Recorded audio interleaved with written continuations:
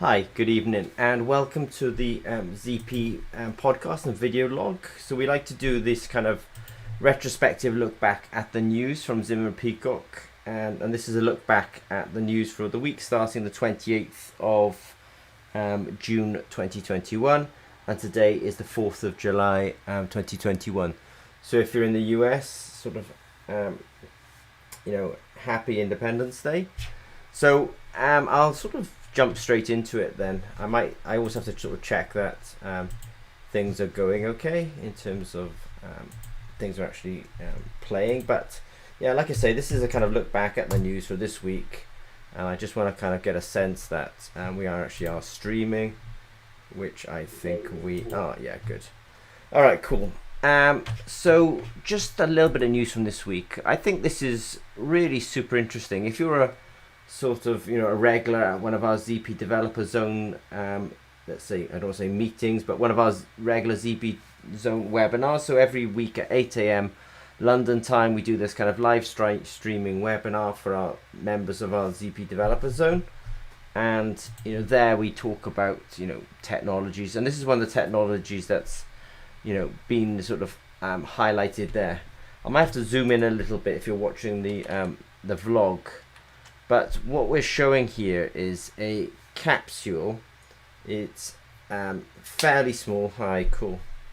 It's a capsule. It's 20 millimeters long, so it's fairly small. And inside it, there's a fully functional potentiostat. So that is something that we're developing for monitoring glucose and cortisol actually in fish. So this was just something that we sort of developed. I wouldn't say it's something that we just talked about this week, basically through our blog, and so I just wanted to kind of cover that. So, at Zimmer Peacock, we're all the time, developing glucose sensors. Then we expand out to cortisol, and cortisol is very interesting to a lot of people. And the thing I really like about electrochemistry is that you can really shrink the technology down. I don't think there's many technologies out there where you can make the kind of functional electronics the same size as my finger, but that's the really cool thing about electrochemistry. And we live in a really good time that actually these kind of chips that allow you to do quite complex electrochemistry in such a small manner are now available. So yeah, these are lucky times for us all. So that was just a very tiny little potentiostat, and we just put some more news out about that this week. We did have a Developer Zone webinar on Thursday, and we talked a lot about screen printed electrodes there. We talked about why at Zimmer and Peacock we do think we do a really world-class screen printed electrode, and we talked about almost the philosophy at Zimmer and Peacock. The philosophy is very different. You contact a manufacturer of screen printed electrodes. Cool. Hi, Ali. You contact a manufacturer of screen printed electrode, and he wants to sell you that screen printed electrode. But at Zimmer and Peacock, we're not so keen on actually selling the screen printed electrode. We're more keen on actually getting you to market, and so it's a very different philosophy. And I think it's that philosophy that makes our screen printed electrodes different. And I also touched upon our sister company, Massier Sensors, who make a really nice PCB for biosensors. So that was just the webinar that we put out this Thursday. There'll be another webinar this Thursday at 8 a.m. London time. We get a nice good attendance there, so thanks Ali and Aftab, because you guys are good regulars, and so thank you for coming to that. This might be super interesting to some of you. This is Haseem. Haseem is one of the real regulars at the ZP Developer Zone. We sort of say, ZP Developer Zone means that you can, it means, we all interact, we all support each other, and there's opportunities for people to kind of come and work with us. So this is our new lab in Coventry in the UK. This is probably only the third day that it's open, and this is Haseem. And he's a really good friend of the company, a really good friend of mine, and most of the time he's in Indonesia, but he's now on a 3-month secondment with Zimmer and Peacock. And I just probably want to touch upon that a bit because I'm sure Haseem won't mind me saying, but Haseem's essentially an entrepreneur. He's an innovative kind of guy. He knows how to get stuff done. So what he did was he actually he's a member of the Royal Society of Chemistry in the UK, and through that, the Royal Society of Chemistry, he applied and he received a 3-month grant to do what's called a KTP. Actually, no, he did this one. Not a KTP. He did a Analytical Chemistry Trust Fund. So the Analytical Chemistry Trust Fund seems to be some sort of charity or charitable donation that allows people to come to the UK, work with leading edge sort of chemistry based companies. I think ZP kind of counts in that case. And yeah, he was able to come. He's with us now, and that's how he managed to get himself to the UK. So I just want to back up slightly and kind of say, we always make this commitment that, if you're a member of the ZP Developer Zone, we'll try and technically help you, and we'll also try and sort of personally help you, let's say. And Haseem had this desire to, kind of come and work with us, and we said, yeah, that's cool. And then because he is very creative, he managed to discover through the Royal Society of Chemistry this Analytical Chemistry Trust Fund, and I don't think it's particularly oversubscribed.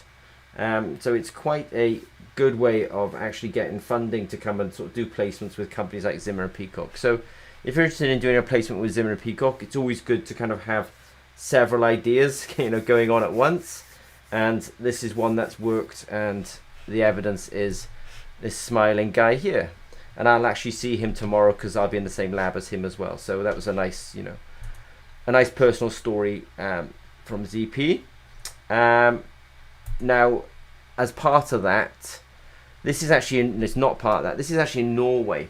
So I'm just going to talk about 2 expansions today. I will mention the Coventry expansion, so ZP in UK, or ZP in the UK, we're expanding there. And we're also expanding in Norway as well.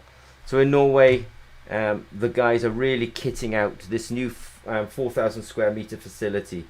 So we're going to have this very cool kind of setup. We'll be in the UK, we'll be in Norway. We have a very small presence in France, and we have a good feet on the ground in Indonesia, and we have sales in the US. But don't think there's any limitation to the countries that we will operate in. There's no limitation on it. Eventually, when you look at large companies like GSK, GlaxoSmithKline, when I worked for GlaxoSmithKline, they actually had 80 sites across the world. So billion-dollar businesses, they don't have 1 or 2 sites. No, they have 80 sites. If you probably counted up all the Google sites in the world, there's easily going to be 80 kind of sites for them as well.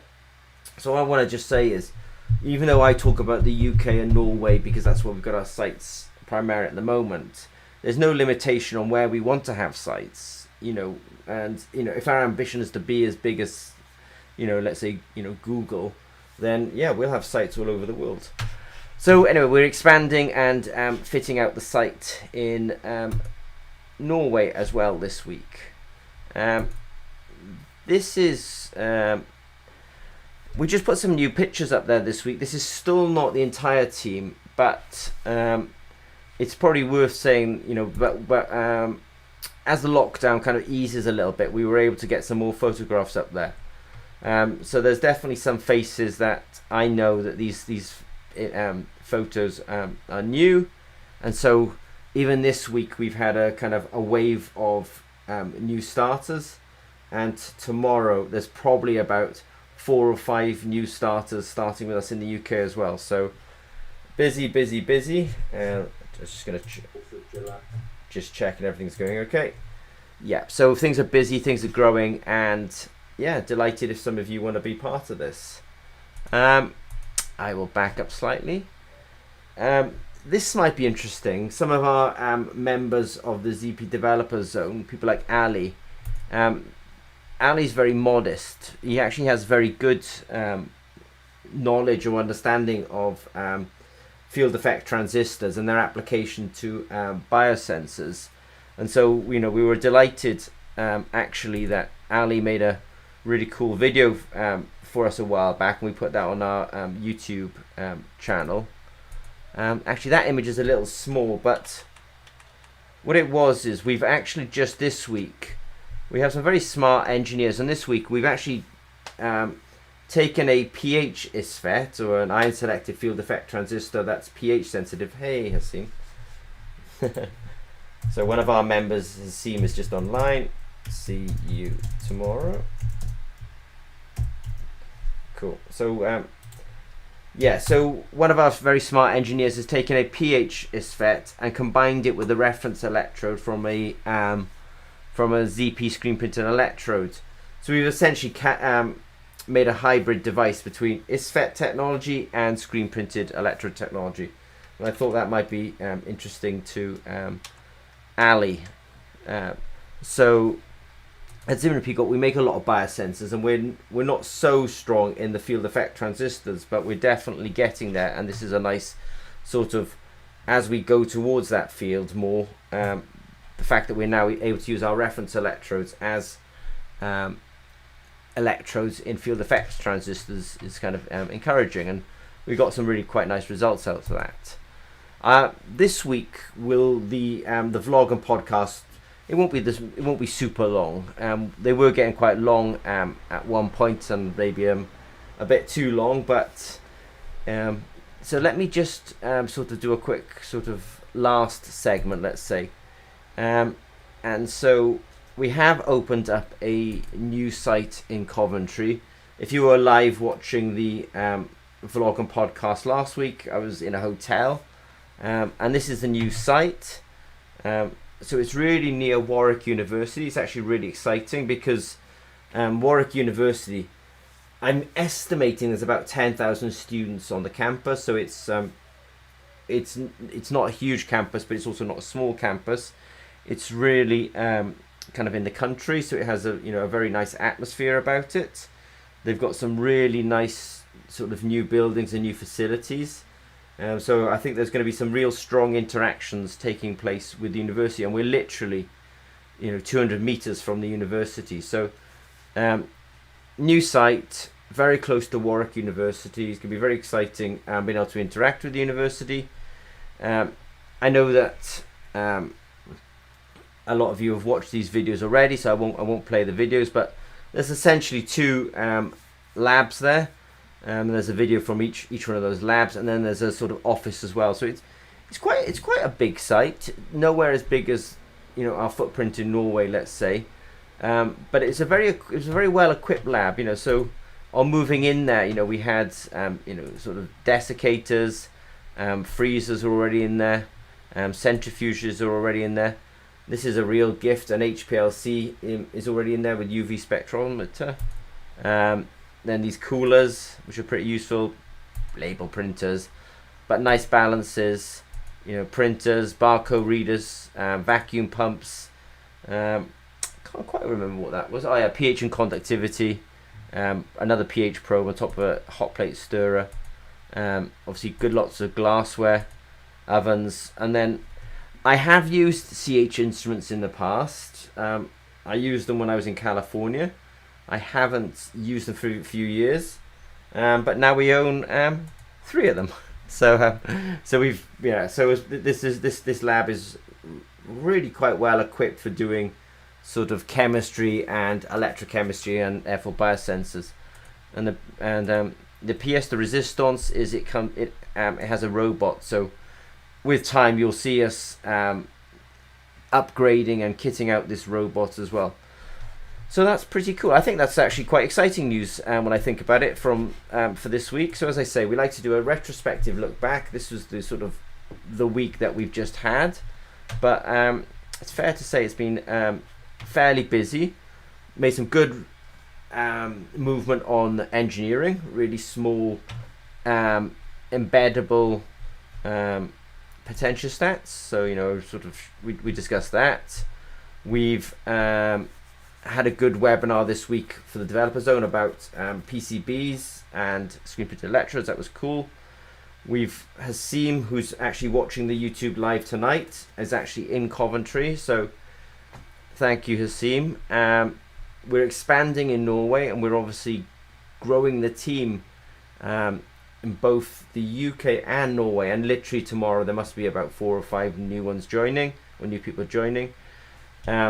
Special shout out to Ali, because we are really getting into this FET a lot more than we have traditionally. So thank you for the great video that you made on that. And yeah, if you want to have a look at the lab in Coventry, then take a look at the link on this page here. So guys, I hope that's okay for this evening. I wanted to kind of keep it a bit shorter. I know for many of you, you're in Asia or in Europe, so it's getting sort of super late for you guys. But yeah, thanks Aftab. I know you're about 4.5 hours time difference from us, so thank you for attending. Ali, same. I know it's not easy for you. Haseem, you're only up the road from me at the moment, so not too bad for you. But thanks guys, and I'll sign off now, and hopefully see some of you in person tomorrow, and see some of you at the 8 AM ZP Developer Zone webinar on Thursday.